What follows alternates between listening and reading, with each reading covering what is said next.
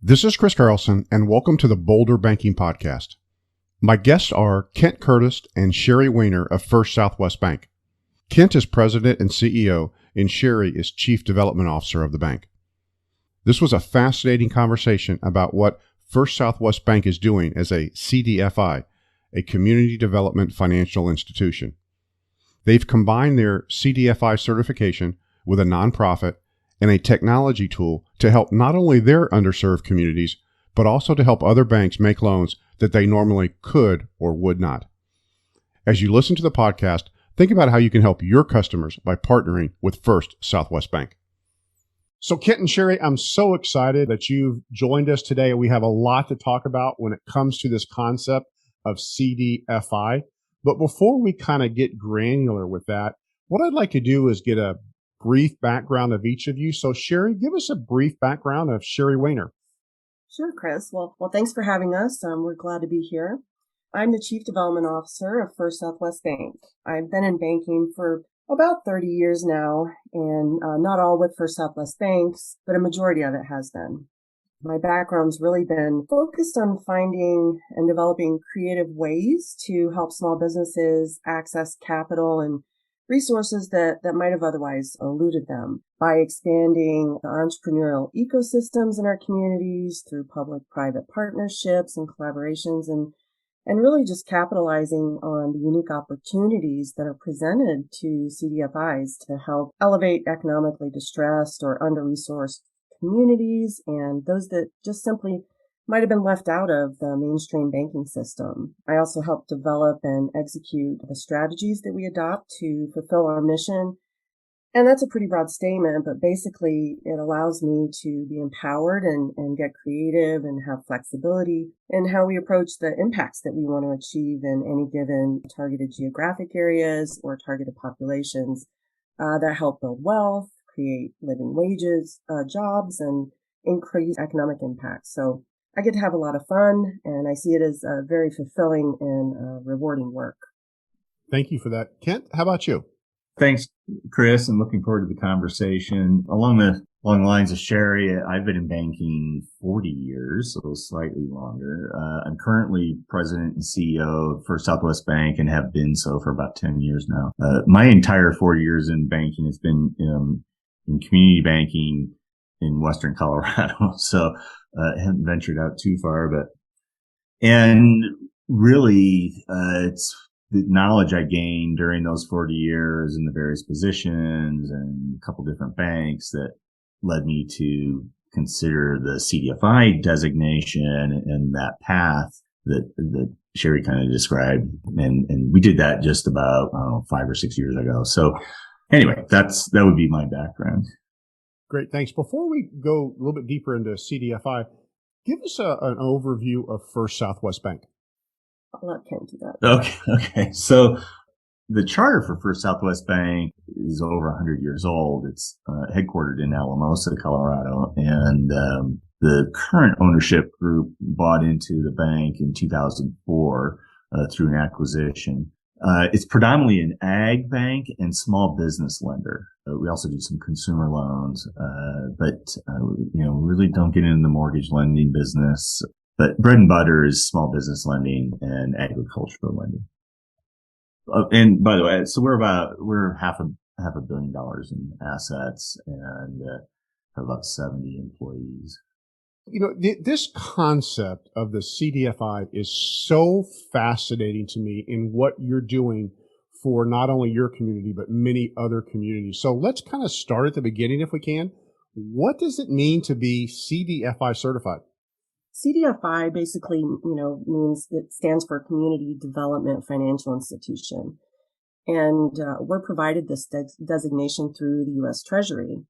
And CDFI is essentially, just to boil it down as simply as we can, we have a mission to provide fair and responsible financing and other resources to rural communities, urban areas, native and other communities that mainstream banks or traditional financing mechanisms just don't reach.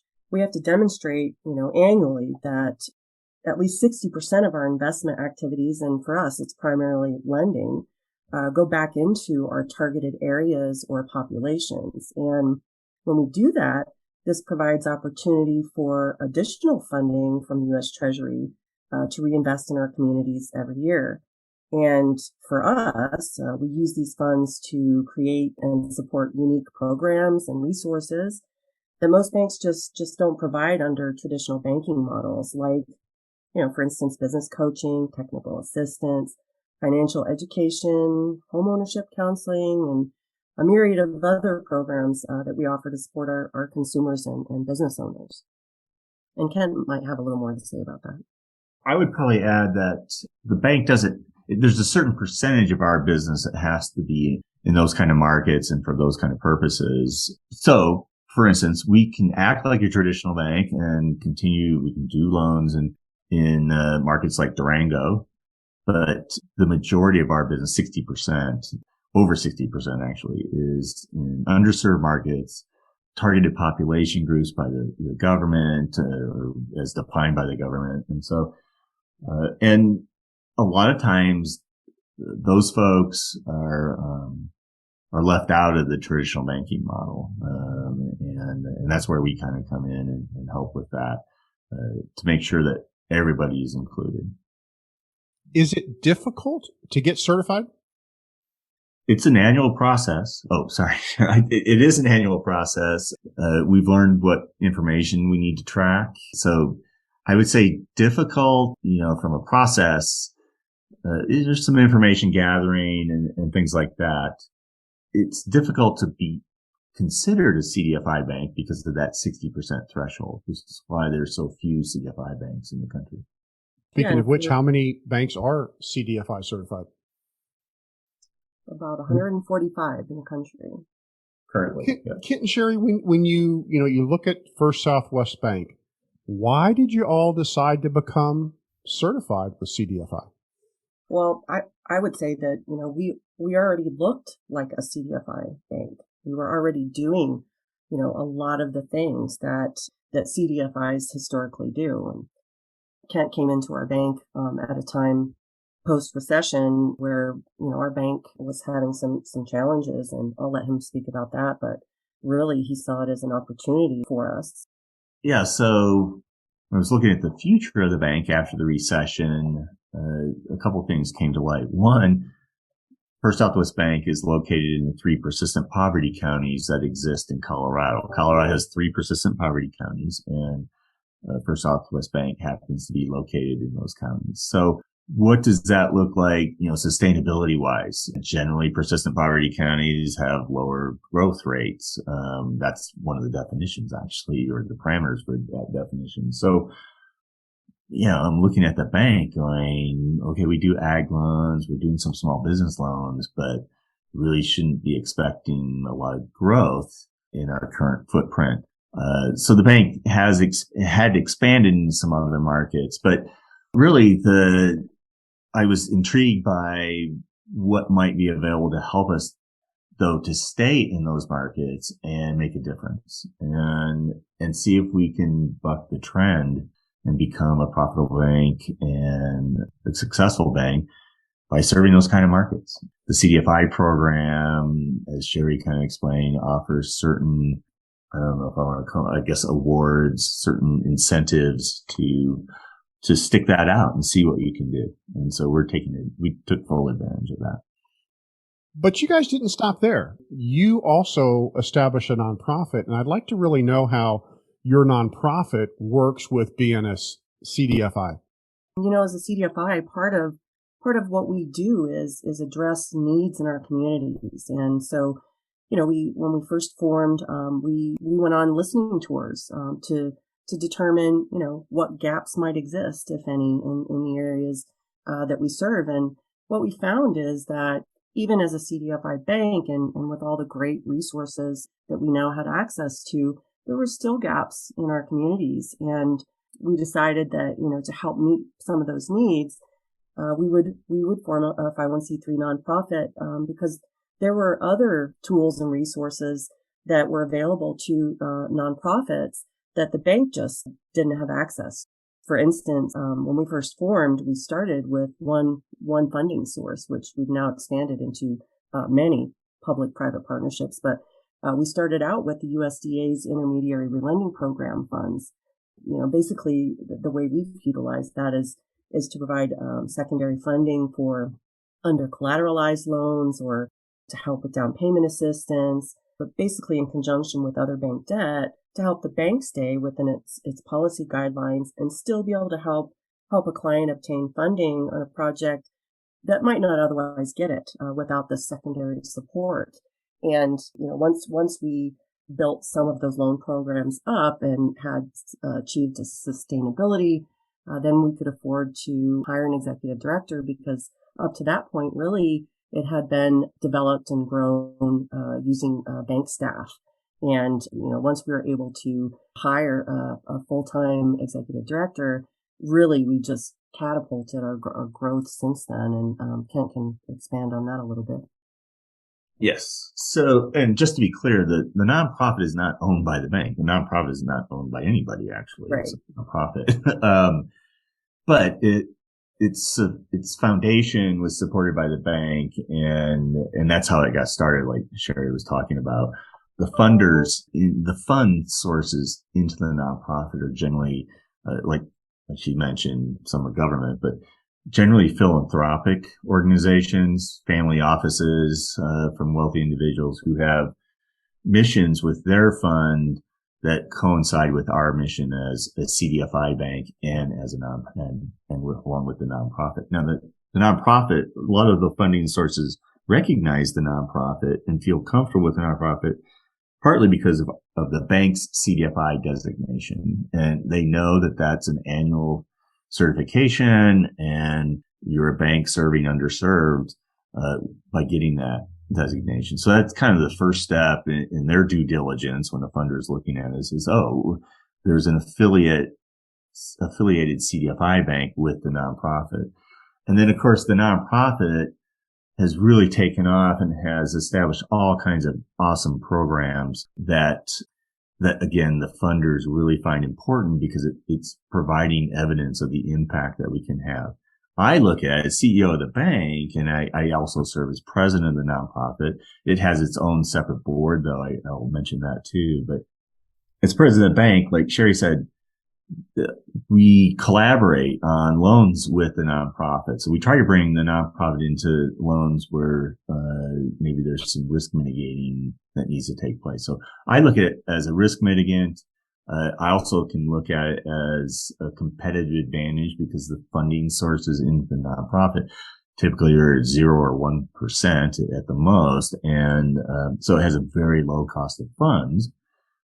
So when you combine that with some bank financing, you can put a pretty nice blended rate together for a loan offering. But it does so many things, and it really has expanded from what we originally thought the nonprofit was going to be. And it's one of the few business models. It's an example of a business model in the United States that very few banks do. But there are some banks in the country, there's CDFI banks that have nonprofits. So it's an intriguing business model. It helps us mitigate risk at the bank on the bank side, but it also helps us on the bank side to have even greater impact that aligns with our mission. Other banks can access these resources as well. So we do collaborate with other banks in our nonprofit throughout the state of Colorado. Now, Sherry, that begs a big question. So they can access your nonprofit. Does a bank have to be CDFI certified to access that, or is that a requirement? No, not at all. Now, Kent, I know this is something you are excited to talk about, and it's something that when we first talked about it, I was just floored. Tell us about Hello Bello. Oh, okay. Which is just the name that was made up a few years ago. But it is a software, and it's the connector for what you just mentioned and Sherry mentioned is the access for other banks. So we know that every community bank wants to be the best community bank that it can be. And that's a challenge, especially in the rural markets, which is where we tend to focus. It's just hard to be a community bank, just as I found out running First Southwest Bank. It is, the expenses for technology and the compliance and regulatory. It's a challenged model today. And, which is why you see a lot of bank acquisition and mergers and building bigger banks. There's a belief that, capital availability in rural America is on the decline, and it certainly looks differently than it has in the past. And now we have technology sometimes helping that capital availability in rural America, and sometimes it's a detriment. And sometimes there's a capital shift from rural to maybe metro or urban areas. So we're trying to help community banks who are mission oriented, but like you said, they don't have to be CDFIs, but we want to help them do even more in their community. And so we're taking a huge, 50,000 foot level of what we can do and expanding the CDFI program to where we become a resource for those banks. And when we started that a few years ago, 3-4 years ago, it was definitely pre-pandemic. We realized that we needed to get some technology to make it a way more efficient process. But like Sherry said, these other banks can tap into some of the resources that we have available, funding sources, guarantee programs, all kinds of different things that we get because we are mission oriented. We're recognized as being that way. So I hired a developer here in Durango to help put together a version that would make us more efficient and really becomes a decision tree. It's a software where you type in, you answer some questions like how many employees does this business have, things like that. Where is it located? And Hello Bello then goes through a decisioning tree process and can identify what we call buckets of money, the buckets of the funding sources available, and really kind of give us an idea of how to put a deal together. So then we can go forward and underwrite the deal, and we can share it with bank. If a bank brings us a deal, for instance, suppose they're a bank that wants to do something, but maybe there's, a shortage of down payment, or there's something about the credit that may have some weakness that they're struggling a little bit with. They can tap into Hello Bello, that decisioning tree piece too. And then we can put the deal together. We, being First Southwest Bank and First Southwest Community Fund, can come together to put a deal together in collaboration with, the other community bank that wants our help. So anyway, we're on version 1 was pretty clunky. And then PPP came along, and we actually were able to convert some of what we had done, some of the work we had done with the fintech on Hello Bello. They were able to convert that to their PPP application, actually, and ended up selling to other banks. But so we're back to working on version 2.0 right now, and getting excited about offering up this model to all kinds of community banks, not just here in Colorado, but even in New Mexico, Arizona, Utah, possibly. Now, do these banks have any reservations of working with another bank? As an industry, that seems to have always been the case, that we're all competitors.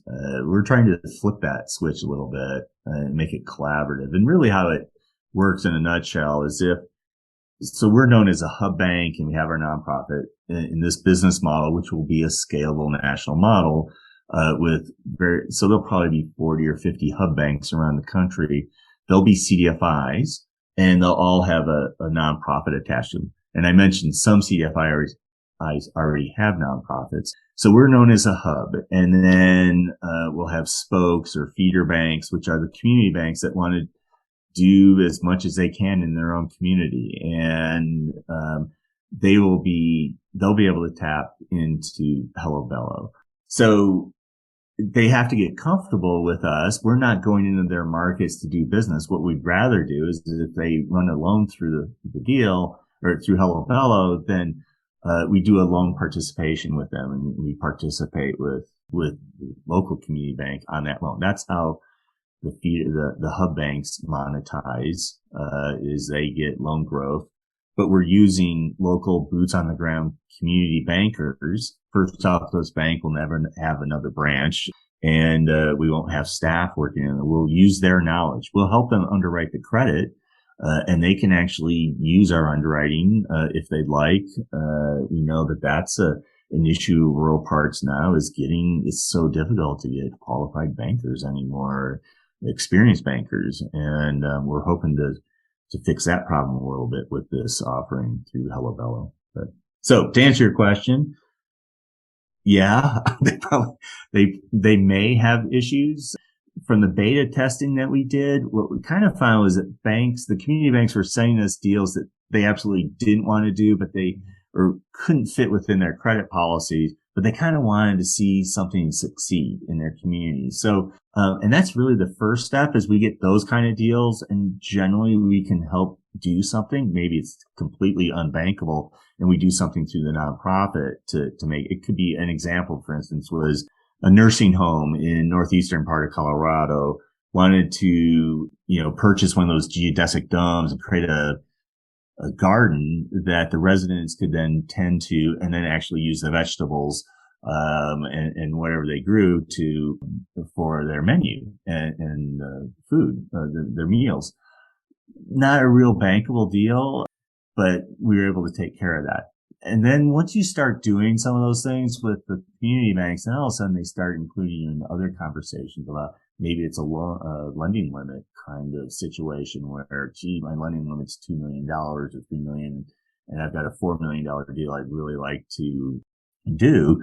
Maybe it needs some risk mitigation through the nonprofit. Maybe it doesn't. Maybe it just needs a partner for the lending limit issue. So it kind of evolves over time, and different banks use it different ways. Some banks use it once a year, and some banks can use it all the time. Again, it was still clunky on version 1. That's why we really hustled on getting version 2 up to speed here, because the need is out there. So the question that I'm sitting here asking myself, and so I'm going to ask you, is why wouldn't every bank be beating down your door to say, Kent, Sherry, help us with these types of situations? And the geodesic dome, I mean, here's a great example. Not to hog the conversation, and Sherry can jump in here too, but we're hoping that would be the case, and we feel that it's the case.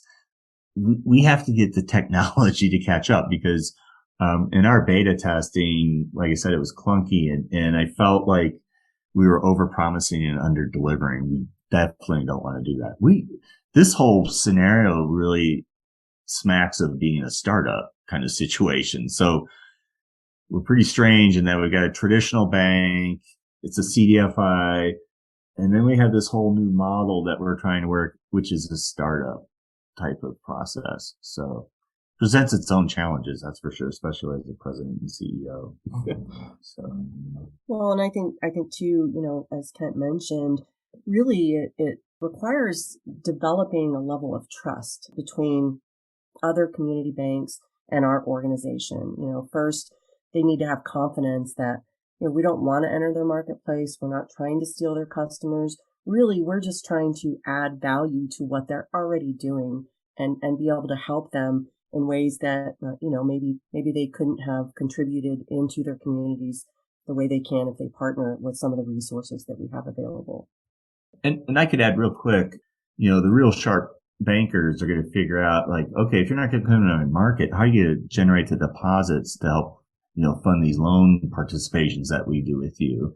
And that's the beauty of the CDFI program. And some of the new CRA rules, that are coming out. Our funding source for the deposit side actually comes from being a CDFI, and it actually comes from other banks. So banks can get immediate CRA credit by putting a deposit with us. It's a 3-year CD. It can be fully insured up to $250,000. It's at slightly below market rates, but that becomes our funding source for these loans that we're doing out of market. So Sherry, what Sherry is saying is true. We're not going to go into those markets. We're probably not going to ask those customers to have deposits with us. They can keep those deposits with their community bank in the community they're in. So there's so many intriguing ways to work the CDFI model that we've thought of these ways, and we still are confident that we can and move forward with Hello Bell on this business model and make banking collaborative. Ken, I want to go back to something you said about the 40 hubs across the country. Yes. Obviously, they have the hubs. Will they have access to Hello Bello or not, or would they have to develop it on their own if they thought it was important? Yes. So they would have access to Hello Bello. So the way we're standing it up is Hello Bello is a subsidiary of the holding company, the one bank holding company that owns First Southwest Bank. Hello Bello will generate cash by earning 20 basis points on every deal that runs through Hello Bello. So all the feeder banks sending deals to the hub banks, Hello Bello will retain 20 basis points on those deals. And then the hub banks will probably pay an annual fee. And, if you look at our business model, we don't have any other hub banks. I do have CDFI banks that have reached out and want to be hub banks, and they want to have access to Hello Bello. They'll probably pay an annual maintenance fee of some kind or something for Hello Bello support and upgrades. The CDFI bank community or industry or sector is they are aware of Hello Bello and our development of Hello Bello, and so they're on a waiting list. And so I'm really trying to hustle and get version 2.0 up and running. So anyway. Well, so much of what you all are talking about, the banking industry over the years has gotten black eyes for sometimes legitimate, sometimes not legitimate. And it just seems that everything you have going on is for the good of these communities, good for these businesses. It's just has to be really exciting for you and what your bank and what the nonprofit's doing. It certainly is. I'm excited. I think Sherry is too, and she can go into that. The only drawback is, staffing. Unfortunately, it's really challenging to grow a business. And if you look at Hello Bell as a startup, in this environment that's the biggest challenge, but it is very exciting. There's lots of call for it. And I think the new CRA rules are going to point in this direction even more so. So I don't know, Sherry, what? Yeah, you're right, Kent. I am very excited to be doing this work. It's extremely rewarding just seeing the impacts that we can achieve with what we're doing and how we're doing it. It gives you a lot of pride, or at least it gives me a lot of pride in what I do. That is great. So final question, if you want to add anything that you haven't discussed already, what does the future look like for First Southwest Bank using all these tools that you've put together? I think, what we're doing is transformational for the banking industry in general. That's a word that I hear quite often too when we're talking about this. I know our board is very excited and have been flexible. That's the word I would use with me and us in moving in this direction. So to me, it is like running a startup, and the sky's the limit, really. How it all plays out, we won't know for a few years, but I guess I'd say that. I love the word that you used is transformational, which is typically not the word we hear in banking. That's true. I am so excited of what you're doing, not only for your community, but as excited for what you're able to do for so many other banks out there. And Kent, you said it earlier about the challenges of putting together programs when resources can be limited, and what you and your organizations are doing is be able to provide that backbone for these other banks and allow them to bring these great services to their communities. I know that people are going to have questions. There's so many great things that they can take advantage of. If somebody has interest in the CDFI, the Hello Bello, who's the person they should contact, and how should they get in contact with them? I think either one of us, and probably the best way would be just email addresses. What do you think, Sherry? Yeah. Mm-hmm. And if you could share those with us so everybody has it. Sure. Actually, it's just our name. So it's Kent.Curtis, Curtis, at FSWB, like First Southwest Bank, FSWB.com. So Kent.Curtis at fswb.com. And Sherry, SHERRY .Waner, WANER, at fswb.com. Well, I tell you what, I really appreciate the two of you jumping on today. Obviously, there are so many things going on with this concept, and I, with the way you're building it out, adding, more resources to just the concept of CDFI, I know is taking your time. So I want to thank both of you for taking time out of your schedule and visit with us today. You're welcome, Chris, and thank you, Chris. I appreciate the time. Thanks now.